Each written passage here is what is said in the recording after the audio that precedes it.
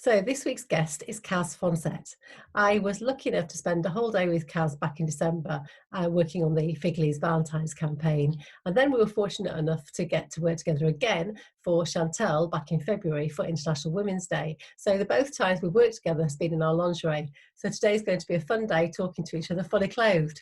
Kath has endured breast cancer twice, and she is also the founder of Wigs for Heroes.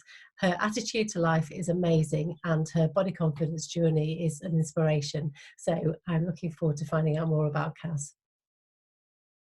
So morning, Kaz. Morning. How are you doing? I'm doing really good on this sunny day. So what's how, for people that don't know anything about you, how do you describe yourself? Straight in there, H. I How would know. I describe myself? I am how would I describe myself? I probably am a really bubbly person. Have been through quite a bit in the last 3 years. Resilient seems, and yeah, I don't give up no matter what. It's like a song. Yeah, that's me. Describe myself as a person. Yeah.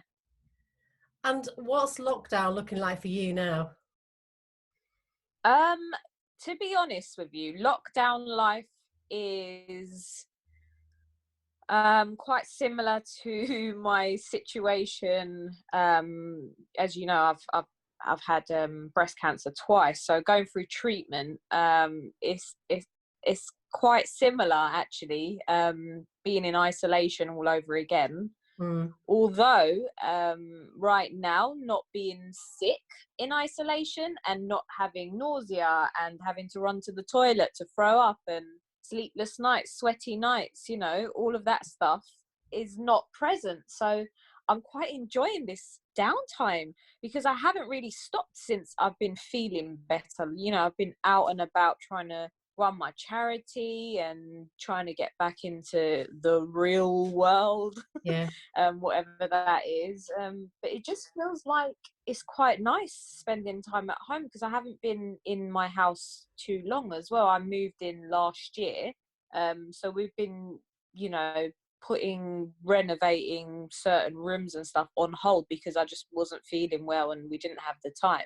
And now it seems we've got the time. So yeah, I've just been redecorating rooms and, you know, just slowing down a little bit. I think we all need it, to be honest with you. Yeah, I agree. I think we do. But does it not frustrate you that people are kind of complaining about being in lockdown and bored and all that kind of stuff? And you think, well, hang on a minute, I've had to do this for several months at a time.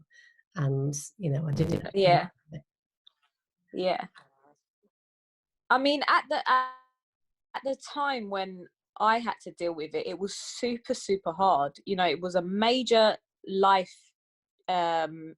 event happening to me, and then it was a major lifestyle change, and there was a period of adjustment, and I don't know how long that took, you know, but I've said this like on Instagram, we are beautifully designed as humans to adapt to certain environments and changes. You know, some of us can cope with it better than others, but you do find a way of dealing with it eventually. You know, we don't know how long this is going to take, and the same with, you know, my cancer treatment. I didn't know how long it would take for me to get better and start to feel better. So what tips and advice would you give to people that might be struggling right now? Struggle for people is having so much time with yourself. You're being forced to slow down a little bit, and like for me initially it was like, well, what do I like doing without my friends? What do I like doing without my husband around all day? You know, what, God, this is actually quite a frustrating time because I don't know who I am actually. I don't know who I am without these people. So I would say just literally spend some time doing things that you wouldn't normally do, or things that you've been putting on hold for so long. Like a friend of mine is going to be ordering an actual jewellery making course to do at home because you know, there's always been that interest there of making jewelry, but just never having the time to do it. I Yeah. appreciate, you know, some people might not have the money right now, but it's just focusing on yourself a little bit and finding out what you enjoy doing in your own company. That's probably the hardest thing actually that I found when in isolation. It's like, well, what do I like doing actually? What, you know, if I'm feeling good on this particular day, what do I like doing? And as you know, I've really got an interest in fashion and beauty and stuff. So that's when I started, you know, going online and talking about well, the state of my face and hair and stuff back then. It was a lot different to how it is now. But again, it was just navigating who I was. So yeah, I would say just exploring and finding out who you are again, because for so long you're kind of in this routine of waking up, going to work, or whatever it is that everyone else does, and suddenly we're just like thrown into this situation of what do I do now. I'd say, yeah, just invest a little time in yourself and try and find out what turns you on a little bit. Do you know what I mean? Yeah. Yeah. Yeah. How old were you when you first diagnosed with cancer first time round? Oh, I was 31. Right. So it was in 2017. I was 31 years old, and I just celebrated my 6th-year wedding anniversary, believe it or not. So while we went away to Glastonbury town, I love it there. Beautiful little village, and we went there for Beltane Festival. It's actually coming Right. up again, my anniversary. So yeah, we went there with a couple of friends, rented a cottage, but the whole weekend I was waiting for these results and I just couldn't enjoy myself. And I knew what they were going to say, and so a day after celebrating my anniversary, they called me into the hospital and basically told me I had breast cancer, and it was just like, wow, yeah, Yeah. shocked I to can't say the least. imagine. I mean, obviously you went through some really dark times, particularly kind of with all the treatment and Yeah, everything that you had to go through. What kind of kept you going? Well, because you are really, yeah, you are a bubbly person to be around. You know, your attitude to life is fantastic. You're kind of vivacious. How difficult was it to keep going? yeah.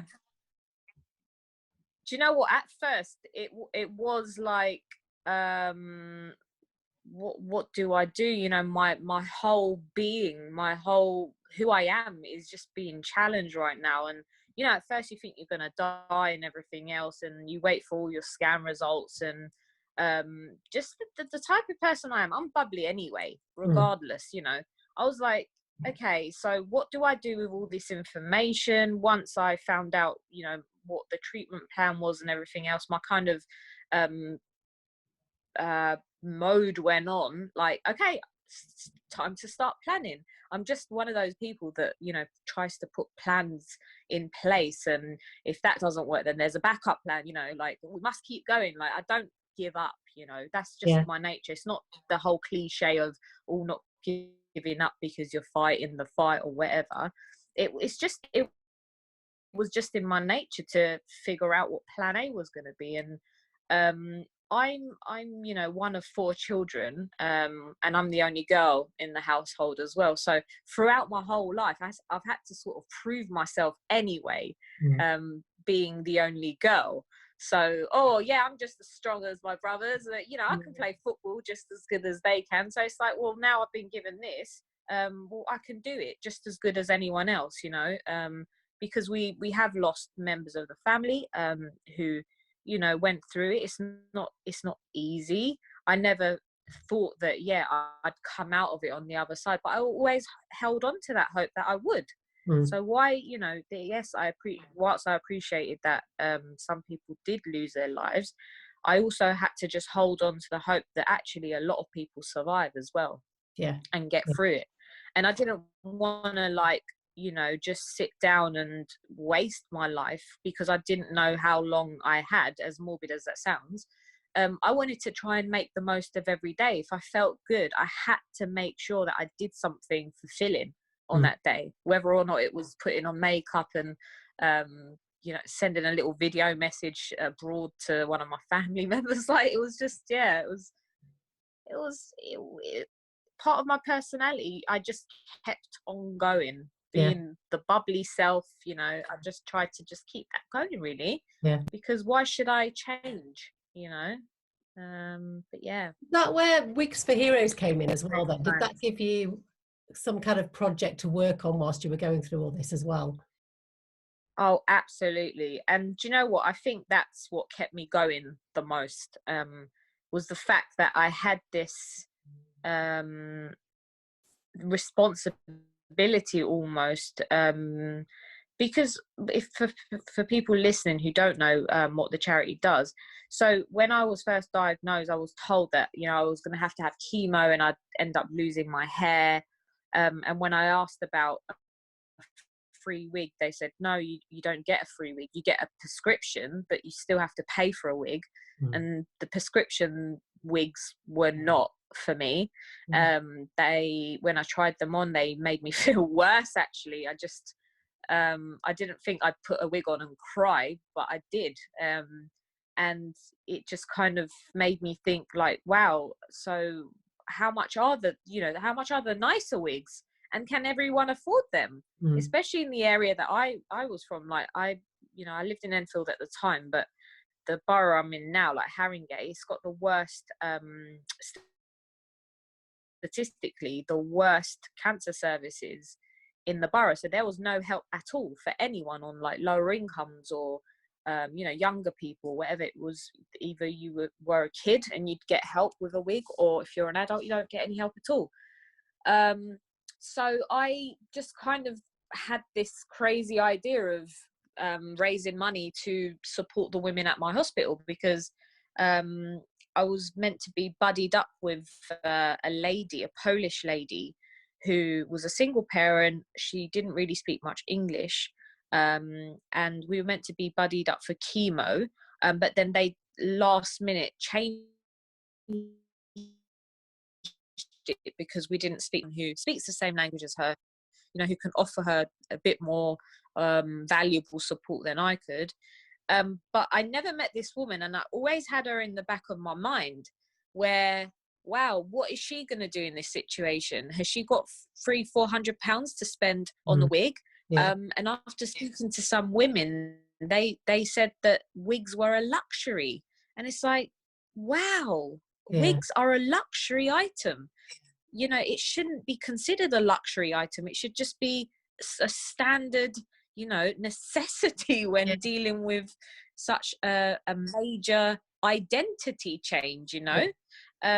So then, you know, after a while, like we about a couple of weeks after, actually, we ended up raising about £6,000. And I'm like, actually, there might be something here, you know, that is a need. So then that's when I kind of went on this journey of registering as a charity and doing all these other wonderful things to support people, you know, pamper packs and workshops and stuff like that. And yeah, we're still growing. I pretty much run the charity alone. Oh, it's hard work. Yeah, I bet it is, but it brilliant, keeps and me such a going now. worthwhile project. And how did it, because It obviously really is. And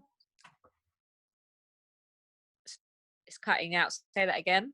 how does it feel to go through all that and to get the charity up and running and things, you know, the charity goes really well, you then start recovering and you get the all clear, Yeah. to then have the cancer come back again? Yeah. That must have been absolutely devastating.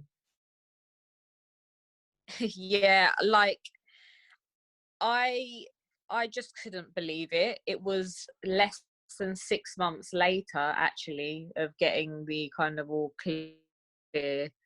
I sensed there was something wrong anyway, but I just never expected to be told that again. And I was more devastated than the first time round. And I was in a really, really dark place for a couple of weeks. It was just waking up crying, going to sleep crying, brushing my teeth crying, going to the toilet crying. Like, I just could not stop until I found out everything I needed to, because again, I was in that whole waiting game of having scans and waiting for results, and that that can take a couple of weeks. So it's like, well, what's happening on the inside?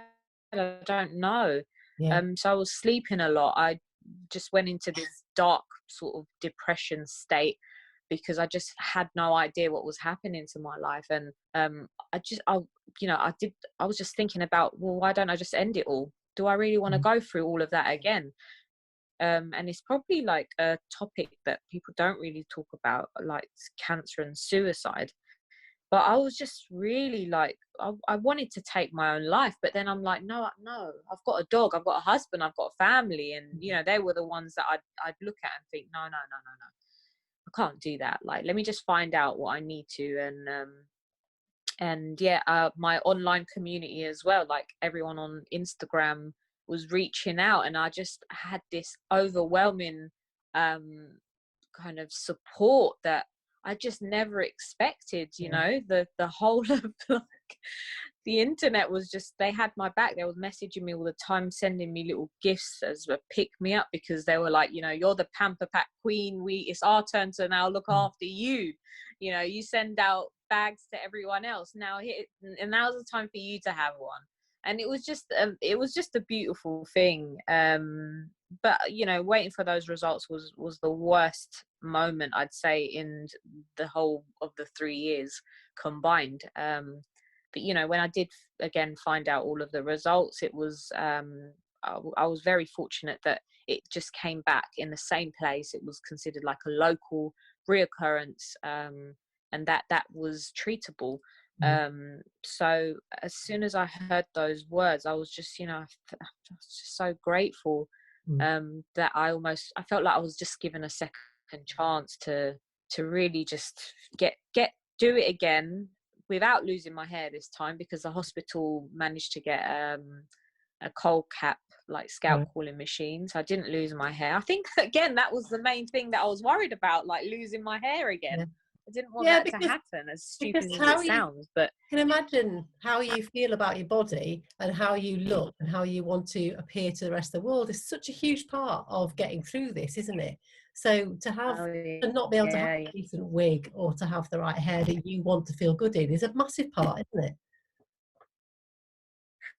I think, do you know what it was? I spent, the best part of what was it, 18 months or whatever, the first time round, losing my hair, growing it back, dyeing it pink, finding myself almost, finding who I was, my identity. It's like, yes, this is me. And then having that almost taken away again. It's like, no, you can't take this away from me again. I spent so long, and I went through so many ups and downs to find out who I was, what style I actually enjoyed, without this long 20-inch hair that I'd had previously.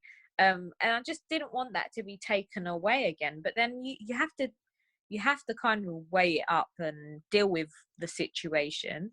So I dealt with the situation again as best as I could. And where are you now on your health? Have you been given the all clear? Yep, so I'm no longer a cancer patient, although I am a cardiac patient, because the life of Kaz and her never-ending world of health problems has continued. I had heart failure in August, so my treatment was completely stopped.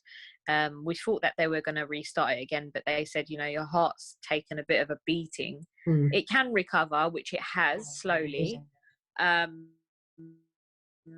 But for the last 6 months, thankfully nothing's happened, so they kind of signed me off for the moment. Good. And I'm doing, touch wood, really, really well. Good. Takes a while, both times we've seen each other, you have been strutting your stuff in a photo shoot in lingerie, and you look amazing and full of confidence.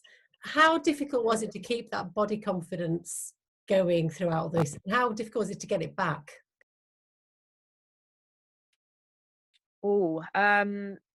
I'd say pre-cancer I wasn't very body confident. Everyone's got their issues with my belly's too big, I don't like my legs, blah blah blah. I would never have got in my underwear, absolutely not. But when your whole life is sort of challenged, and your being is challenged, and you know, you're basically told that this is a life and death situation in your head, you start to see things differently. You start to really value your body and what it can do. And you know, I don't even know how many operations. I had my breast removed, I had it reconstructed, and blah blah blah blah blah. And I've lost feeling in certain areas, and you know, but I just value it now, because it's like, wow, my body's been through a battering. Yep, I look a bit like a rag doll now, with all these scars across my hips and underarms and breast. You know, I haven't got a nipple, it, you know, but this is my body. And it's just an amazing thing that one moment you're this thing is trying to kill me, you know, my body's trying to kill me, and then the next moment it's like it's trying to recover and look after me. And it's like, yeah, you battle with yourself quite a bit, but eventually, you know, I've still got some insecurities. However, I'm a lot more confident. I'm, you know, I don't really care too much what people think about my body. It's more about how I'm looking after it now, and, you know, trying to come to terms with what's happened, and trying to make peace with my body. And, you know, on like Instagram, I talk a lot about learning to forgive her, because, you know, we have been on quite a journey, you know, in the last 3 years. And it's like, yeah, learning to forgive, that takes some time. That takes some time. But doing all these wonderful projects, doing all these wonderful shoots, it's just giving me that extra push into, you know, it's almost like therapy, actually. I find it really therapeutic. How did it feel going through what you were going through, and then going to do that nude photo shoot where you were covered in fantastic body paint with a load of other people supporting? Was it the Pink Ribbon Foundation? So the Pink Ribbon Foundation, it was just, you know, for me it was such an like once in a lifetime opportunity. Worried about how much of my body you could see, you know, but then doing my research, it's actually, the whole point of it is to camouflage in, you know, be painted and camouflage in with this incredible backdrop. And it was such an amazing experience, because every single person there had been through breast cancer, men and women. So there was one man there representing the 1 in 1,000 men that are diagnosed with breast cancer every year. I felt like I had an obligation to be part of it, because my father-in-law had breast cancer, and he sadly passed away. And I thought it was just a great opportunity, real statistics. And I'm an advocate for talking about, yes, it happens to men too, because it's happened to, you know, someone in my family. So I had to say yes. It was just one of those duties of mine, you know, to not only, you know, talk about the wonderful world of fashion and things I enjoy, but also to carry. It happens, you know, so many people get diagnosed every single day, even now during this time of pandemic, you know, with COVID thing. People are still going through it. And as someone, you know, in my community, in the Turkish community, I'm one of very few voices that actively talk about cancer, you know, and it was something I had to do, and have some fun as well. If you can raise awareness and have fun, then of course I'm going to say yes, you know. With your Turkish background then, how did your family and your parents react to you doing the nude body paint shoot and seeing you in lingerie? Are they really supportive? Are they surprised? Probably disowned me, but because of what I've been through, and they know that, you know, I'm trying to raise awareness, especially, you know, for women in my community to get checking. And, you know, because a lot of people try and deal with things like this in private, and why should you not talk about it? Why should you not be part of society? You know, cancer doesn't mean you have to stop living. a lot of women in my community, they end up leaving until everything is done and dusted, and it's like, why? Mm. So I kind of want to make it seem that it's okay, Yeah. because it is. Yeah. But I have to be honest, even though I'm 34 years of age, I still had to get my mum's permission, and when I am asked to do certain lingerie shoots and stuff, I always give my mum a call and say, Mum, like, they've asked me to do this, I give her my reasons why I'm doing it, and she does turn around and say, you've got to do what you've got to do. I'm proud of anything that you do now, Yeah. So sometimes it's sad to say, but it takes going through some real life situations for your parents to finally let go of certain beliefs in that Yeah. sense. Because yes, I am from a bit of a strict household. My parents, as I've gotten older, they have kind of relaxed a bit, but I did grow up in a very strict household. I had curfew, I had 3 brothers. God, being Turkish and having 3 brothers. But I've always been a bit mouthy, and I've always been like one of the boys, and how to drive. I learned how to drive because I wanted that independence. I wanted to kind of break free from that whole upbringing and do my own sort of thing. It was hard. Growing up was hard. So I'm grateful that they are super supportive of every single thing I choose to do now. It's a blessing. Yeah. And in terms of, we've been really lucky that we've been involved in such kind of inclusive campaigns, haven't we? Which I absolutely. Oh yeah. How important is it, do you think, this representation, the fact that women of all shapes and sizes need to be represented? Oh, 100%. And being someone from a Turkish Muslim background as well, I mean, I'm not very religious. I'm very spiritual, and my family are probably the same as well. But I appreciate that a lot of people, especially from my sort of community and culture, that doing things like what I'm doing is not really, it's kind of really frowned upon. Right. So I'm kind of trying to break down those barriers that actually we are women. I'm very modern in the way of thinking, and I want us to be part of things like this. Like, we shouldn't be disregarded, especially like having this body change. And short hair. Like, I was speaking to you about this before. Like, I never see women with like pixie haircuts or really short haircuts, or who have really lived through some sort of life event, especially with their health. In many campaigns, it's like you see the same faces, and there isn't like, there shouldn't be like 1 or 2 people from a certain community representing all of us.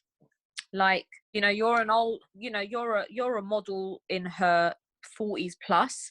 If it was just you and one other person, would you be comfortable with that? No. You're trying to encourage others to sort of do the same sort of thing, in terms of like being part of a bigger picture, a bigger change.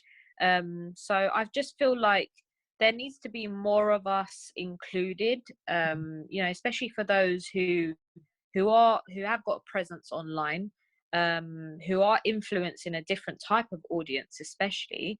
Make use of us people. We have a voice, and just trying to stand there and look pretty. We've actually got something that's driving us to do these things, and there has been a reason as to why we started in the first place.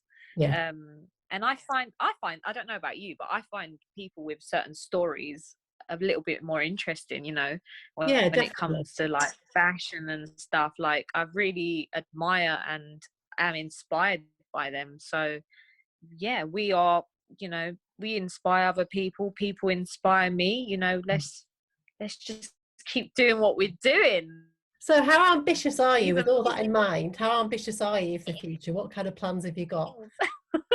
I love it. I mean, I don't really tend to make plans. I've lived this way for a few years now, where I can't really plan ahead Mm. because, well, I need to start letting go of that really, and start planning, because I've always like, oh well, what if I feel sick, or oh, what if cancer comes back, or um, oh, what if I've got an appointment, or well, blah blah. There's a lot of what ifs that Yeah. go through my head, and that's why I don't tend to plan more than probably 2 weeks in advance. But if I were to start planning, I'd love to be part of more campaigns about, um, you know, I don't know, things that I love, things that I'm interested in. I never thought I'd go down this whole route of what I'm doing now, but I really enjoy it. Good. So I'd love to work with more brands, just who haven't maybe got as much diversity and inclusivity Yeah. as I see it. So I could always approach them if they Yeah. don't approach me. Do it.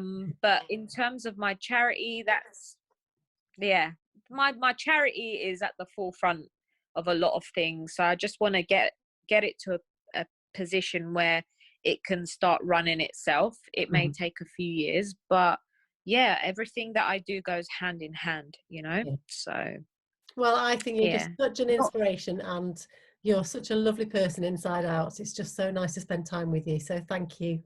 Last three you're questions. welcome. And I Go know for it. you're a big music fan, aren't you? But what song Yeah. or music really motivates you?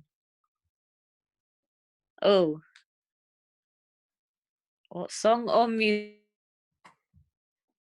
motivates me? So, God, I love every type of music. I grew up um quite musical actually. I've been singing for years, was in a band.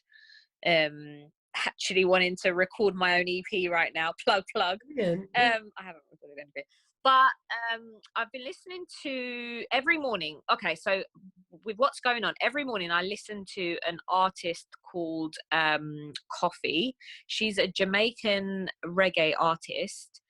She's doing really well right now. So she's quite new. But her song comes on my Alexa alarm every single morning, and it literally gets me out of bed. I Mm. think it's called Toast, like Toast Rock. But yeah, you need to get yourself a motivational song Yeah. such as that, and and get yourself out of bed. So right now, that's the song, but next week it could be something totally different because I Yeah. love music so much. Brilliant. And what about a book that's inspired you? A book this inspired me.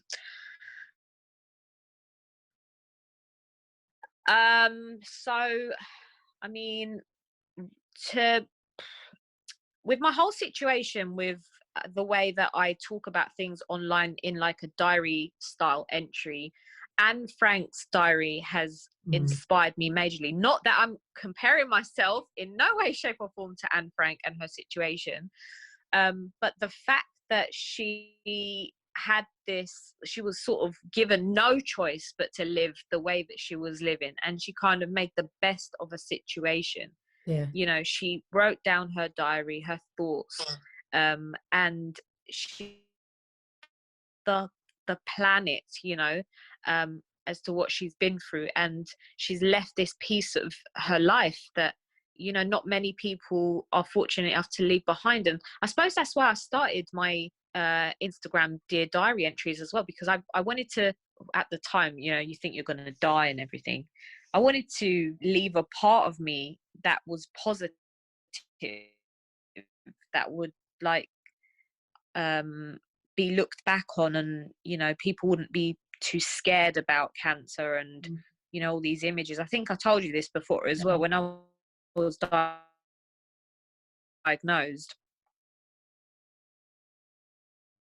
I went online and I group it just put me off joining support groups online, because people were posting pictures of drains and tubes and scars, and when you're first diagnosed, you don't really want to see anything like that, because it just gives you nightmares.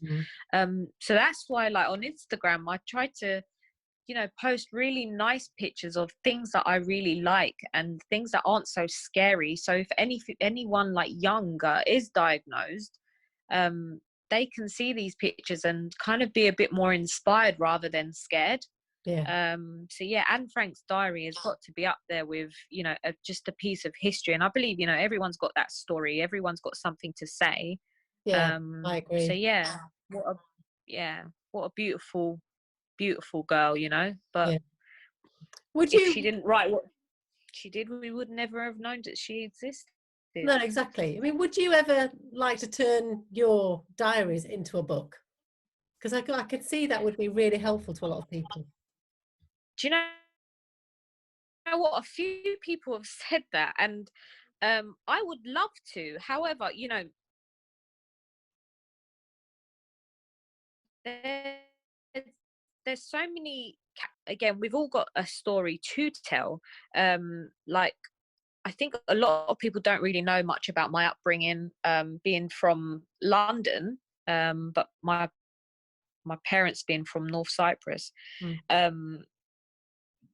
There's a lot to say about my past and my parents' situation when they first immigrated to this,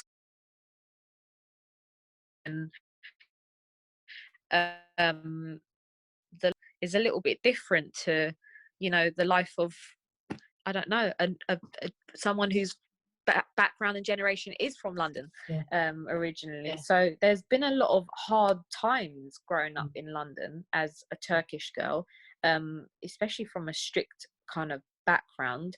So I think I would love to have a book, actually, but it's like, where do I start? What do I say?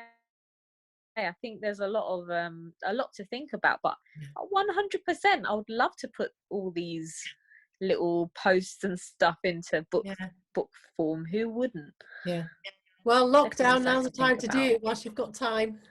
Yeah, got a lot of that, haven't we? And what about who inspires you? Who inspires me? Without stating the obvious, my family members, you know, my grandmother's going through the war and stuff in Cyprus. But if I was to pick somebody who isn't related to me, I would definitely have to say Frida Kahlo, because I studied her when I was doing art GCSE, and you know, I didn't know anything about this woman, and it was my art teacher at the time who said, you know, I think you should really look into Frida Kahlo. And so I did. I read so many books about her, and I just found her fascinating, that she just painted a very real picture of her life and all that she went through. And it's amazing what she went through, you know. She documented it so well, and it was just so real and raw. And she went on one hell of a journey. And I find that super inspiring, especially someone from, you know, who's got a different cultural background as well.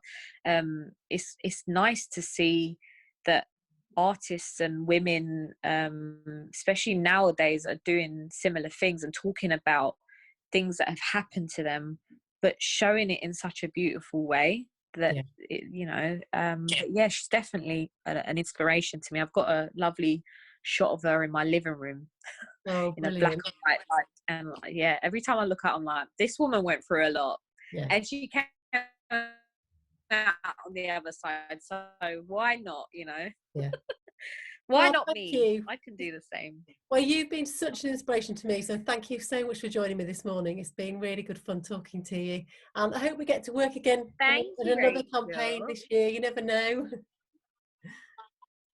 Yeah, and like, for anyone who is interested in, you know, finding out more about my journey and stuff, please come and say hello, like on Instagram, and then we can connect. And where can they find you for the Wigs for Hero as well? Is there a website for that? Yeah, so I'm literally, as we speak, I'm building my website at the moment, not be ready by the end of April to be launched, but we do have an Instagram page as well, and you can find that in my bio on Instagram. I want to get involved with, because I always need help, honestly. Yeah. Like, I do most of what I do alone. So if there's any way you want to help in fundraising or getting beauty products, or just, I don't know, there's so many other ways to get involved, please just drop me a message. I would love Brilliant. it.